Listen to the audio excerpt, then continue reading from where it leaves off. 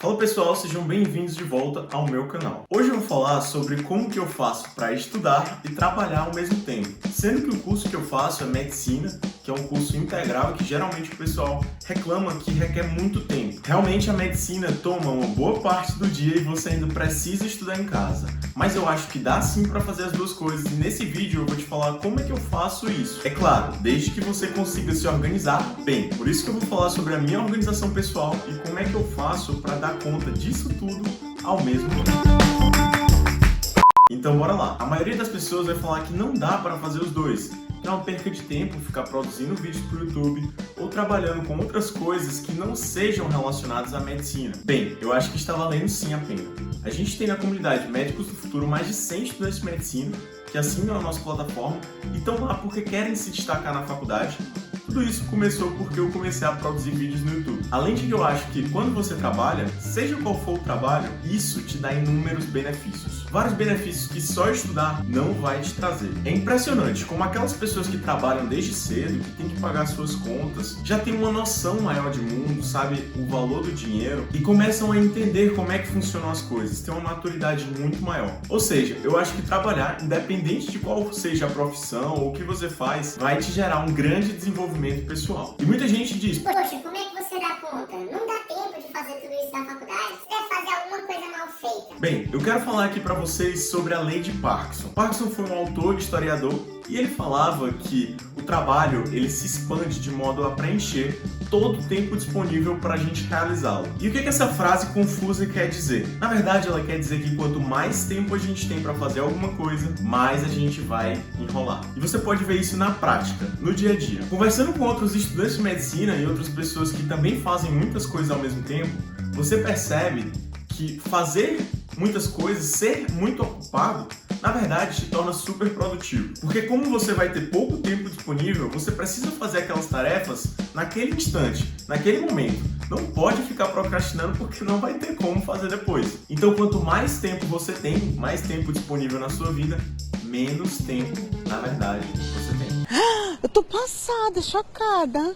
Então tinha até um professor meu da escola que falava que quanto mais tempo você tem, na verdade, menos tempo você tem. Por quê? Porque você vai ficar enrolando e gastando aquele tempo com sabe-se lá o quê. Não importa. Se você tiver 3 meses para fazer o seu TCC, 3 semanas ou 3 dias, provavelmente a qualidade do trabalho vai ser o mesmo. Tanto faz. É por isso que às vezes a gente deixa para estudar na véspera de prova. Porque o prazo aperta e você não tem mais como enrolar aquilo. Ou então quando a gente tem muito tempo para fazer um trabalho, para fazer alguma coisa e fica empurrando aquilo com a barriga até que chega a data final. Então é por isso que eu acho que você trabalhando ou não, o tempo vai passar igual. E às vezes é melhor ter menos tempo e fazer mais coisas. Você vai ver o quanto que a sua produtividade vai aumentar se você decidir fazer isso. Outra coisa que vocês precisam ter consciência na hora de se organizar é que o nosso poder de resistir a tentações, ele decai ao longo do dia. Então quando a gente acorda de manhã, a gente está inspirado, motivado, cheio de energia e querendo fazer a coisa acontecer. Só que à medida que o dia vai passando, que a gente chega no fim da tarde, à noite, é muito mais fácil cair em tentações, sei lá, comer alguma besteira quando você está de dieta, ou simplesmente procrastinar alguma coisa que você está fazendo. Então de manhã, procure já tomar um café saudável, fazer uma refeição bem feita e fazer as atividades que demandam mais energia. Por quê? Porque à medida que o dia vai passando, a sua resistência para comer besteira ou para procrastinar ou para qualquer coisa que seja uma tentação vai diminuindo. A gente vai ficando mais suscetível para fazer isso. Então tente manter bons hábitos já pela manhã, já fazer as coisas de manhã. Algumas pessoas podem inclusive se identificar. Eu passo o dia comendo bem e no dia que eu vou dormir mais tarde, que eu saio alguma coisa, eu preciso fazer o meu lanchinho da meia-noite. Que geralmente a gente come qualquer besteira que tá na geladeira. Você abre a geladeira e não consegue resistir às tentações, porque já passou o dia inteiro resistindo àquilo. E à noite a gente está mais fraco, já que a energia foi gastada durante o dia. Certo, mas o que isso tem a ver com a sua organização pessoal e com a minha organização pessoal? Simples. Coloque no período da manhã, no período que você mais tem energia, as tarefas mais difíceis do seu dia. No meu caso são estudar medicina, porque a gente precisa sentar e tem uma alta concentração, requer um esforço, né, de ficar estudando aquilo, a gente não se distrair. Escrever um roteiro de um vídeo, porque você precisa sentar também e começar a pensar nessas coisas até colocar de fato no papel um vídeo, dá um super trabalho. Escrever um artigo científico, porque a gente vai ler outros textos, vai ver os resultados que a gente coletou e, poxa, dá muito trabalho. Então use esse período para cuidar de coisas que exijam muita atenção e muito esforço. Essa é a parte que o calendário está mais estrito, porque é a parte que eu tenho mais energia. Então eu preciso fazer aquelas coisas pela manhã. Inclusive, ao longo do meu dia, eu sempre coloco uma atividade que é o destaque do dia. Que é aquela atividade que se eu fizer somente ela, tá bom. Eu fiz o que eu precisava fazer naquele dia. Tento sempre fazer ela logo de manhã. Por quê?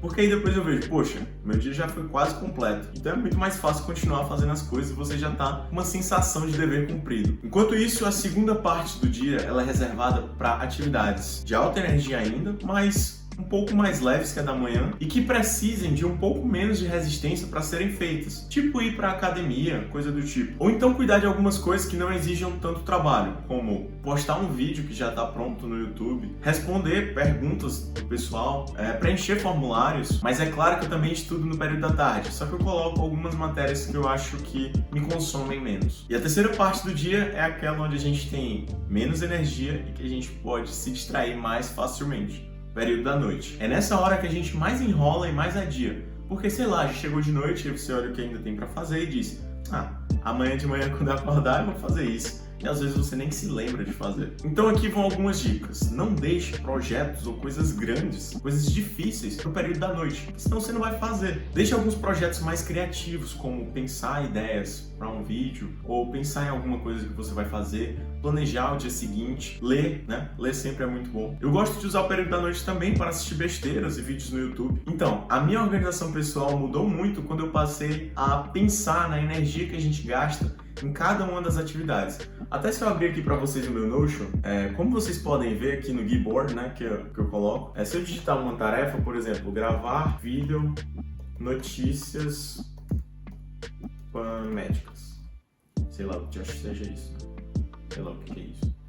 Mas enfim, eu consigo colocar aqui que a tarefa demanda alta energia. Então é uma tarefa que eu vou fazer no período da manhã. Esse Gboard nem sempre eu utilizo ele. Então eu posso colocar, YouTube, baixa alta energia e precisa ser feito no escritório, por exemplo.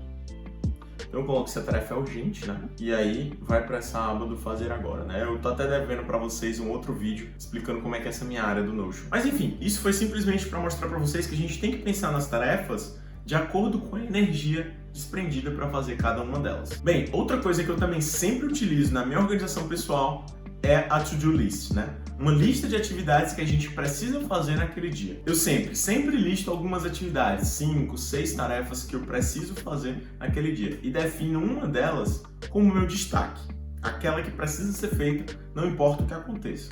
Em alguns dias o destaque é alguma coisa muito difícil. Em outros é uma coisa bem mais simples, tipo relaxar, assistir um filme. E se você começar uma tarefa e não terminar, o seu cérebro vai ficar o tempo todo pensando nela. Pelo menos uma parte inconsciente dele vai sim. Então é por isso que a gente não pode ser multitarefas. A gente precisa ir fazendo uma coisa de cada vez. E isso é uma dica muito boa de organização pessoal, ainda mais para quem trabalha e estuda. Quando você tiver um projeto muito grande, uma coisa para ser feita a longo prazo, como no meu caso, a minha iniciação científica da faculdade, que demora 1 ano, você pode colocar um alerta semanal. Então, toda sexta, às 10 horas da manhã, vai tocar um alerta. E mesmo que você não tenha nada para fazer sobre a iniciação científica, você vai se lembrar que aquele momento é dedicado a pensar nela. Então, você vai parar, poxa, sexta, 10 horas da manhã, será que tem alguma coisa para fazer da iniciação? Dá até para ver aqui, por exemplo, no meu calendário, que eu coloco algumas atividades nele, não são todas. Então, algumas coisas que eu posso esquecer, eu fiquei aqui de lembrar uma pessoa de um domínio, né, de um site. E aí eu coloquei na sexta-feira para me tocar esse alerta e eu lembrar ela toda sexta que eu preciso daquilo. E pessoal, tá tudo bem, às vezes você não conseguir terminar uma tarefa. Você não pode ser um refém do seu calendário, da sua organização pessoal. Pelo contrário, ele precisa se adaptar às suas necessidades. Então, muitas vezes você vai encontrar dificuldades, não vai conseguir completar todas as tarefas em um dia e tá tudo bem. Aquilo, o seu calendário, o seu planejamento tem que ser um reflexo da vida que você quer ter e não lhe causar uma ansiedade e um problema sempre. Portanto, use o calendário como uma inspiração e um guia que você quer seguir na sua vida. E, por exemplo, se eu preciso gravar um vídeo, existem várias pequenas tarefas que envolvem isso. Tipo, pesquisar, começar a escrever o roteiro, filmar, depois editar, postar, pensar na descrição. Eu não vou listar cada uma dessas atividades na minha to-do list, porque eu posso pensar que são coisas pequenas e acabar adiando cada vez mais. Pelo contrário, eu coloco uma data limite que eu preciso estar com o vídeo pronto, eu posso fazer tudo na véspera. Isso me torna de um certo modo livre, mas também você precisa se organizar bem para não ficar atolado. Além disso, tente começar amanhã com alguma coisa bacana, tipo um café da manhã reforçado, ou 15 minutos que sejam sem pensar em nada, sem mexer no celular. 5 minutos. Isso tudo pode te ajudar a ter um dia melhor. E dá tempo sim de estudar e trabalhar ao mesmo tempo, desde que você pelo menos anote aquelas atividades que não são fixas na sua rotina, mas que você precisa fazer naquele dia. Então eu não tenho um calendário completo com tudo que eu vou fazer, eu não faço isso.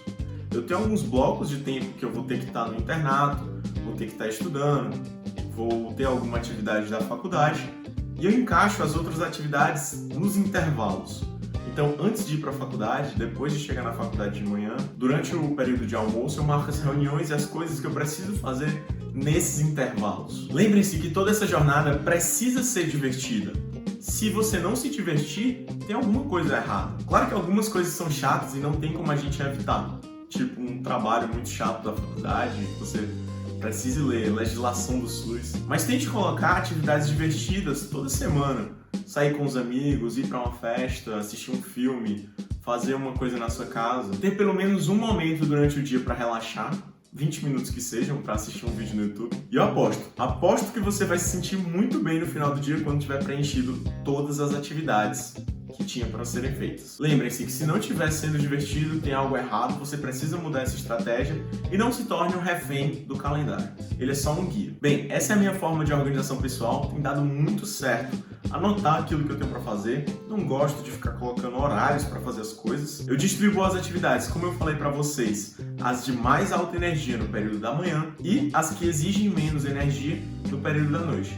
E na tarde fica o meio termo entre isso, né? Mas eu sempre estudo meio que em todos os períodos. Vou encaixando isso tudo de acordo com a necessidade nos meus horários livres. Para você que não tem organização pessoal nenhuma, eu recomendo que comece a fazer uma agenda, seja anotando aquilo que você tem para fazer, use no celular mesmo. Eu tenho utilizado muito agora nas reuniões o próprio Google Calendar, o aplicativo do iPhone de calendários, porque me ajuda a lembrar que tem um horário específico para falar com tal pessoa e o que eu vou precisar fazer. Então agora eu estou anotando até uma descrição sobre o que vai ser aquela reunião. Usando essa estratégia, eu tenho conseguido levar o meu canal no YouTube, a iniciação científica, a faculdade, e eu acho que tudo está indo bem ao mesmo tempo. E a comunidade Médicos do Futuro. Inclusive, no dia 30 de julho, a gente vai fazer um evento presencial aqui em Teresina que vai ser incrível. A gente espera ter cerca de 200 estudantes de medicina no nosso evento. Bem, eu espero que vocês tenham gostado desse conteúdo. Se quiser saber mais sobre como ser produtivo nos estudos, eu recomendo assistir esse vídeo aqui ao lado. Obrigado e te vejo no próximo vídeo.